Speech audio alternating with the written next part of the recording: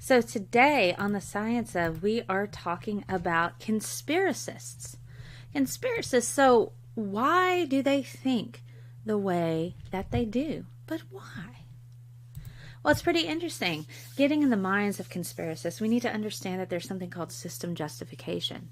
We have a political psychology, self-interest. They're all involved in dominance, resistance. There's an in-group bias.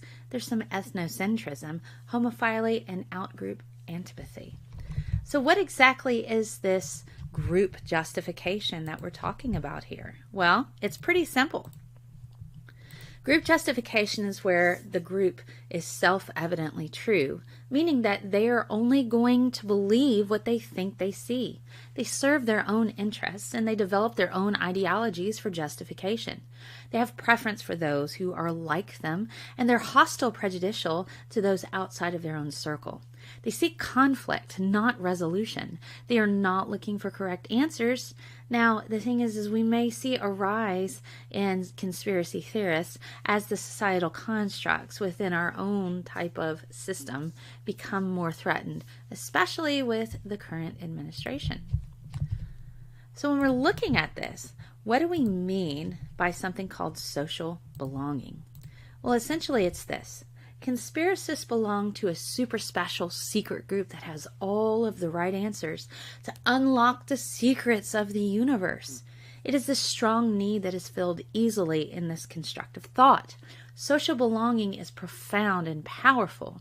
People have a need to belong, and this is very common in society.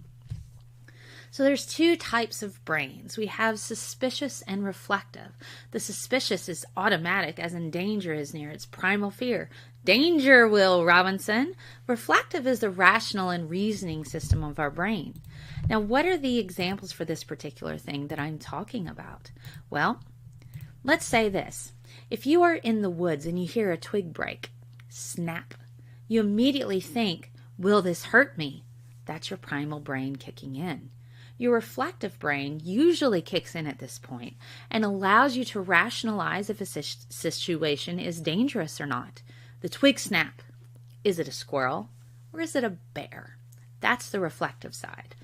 It becomes problematic if suspicious is overreactive and reflective does not quite keep up. Too much suspicious brain activity leads to irrationality, and this irrationality is commonly found in conspiracists. So let's talk about another thing that we see within our world. It's this need to be right. In importance of being right, there's an H and a T after this, in case it's cut off a little bit. This is culture driven, and we see it mandated early on, even in childhood. This can drive acts of hate. And in education, we see things as right or wrong. We don't encourage people to question. We discourage them if they're wrong. Wrongness leads to embarrassment, and this is a first world race to the people who are the most right on the planet. And also, people perceive wrong as equating to weakness. But we know that that's not true, but that's kind of what happens in our particular society. It is a need to be right in society, and it is mandated. It drives acts of hate, including war, as well as violence. The educational system is set up to be right or wrong answers. We don't see a lot of praise for asking interesting questions. If you get the wrong answer, it is embarrassing. So people have this need to be right because of pressures via society and institutional, including the educational construct. Our society is in a race to be right all of the time. We want to be the person in our job who has the right answers. Being wrong is seen as a weakness in society. If you are wrong, you're stupid, weak, incompetent. This is not the case, yet it is viewed this way. So what do you do with conspiracists on the internet? Best to not engage in arguments with them. Be cautious as to not give them a voice. You don't necessarily want to give them a platform either.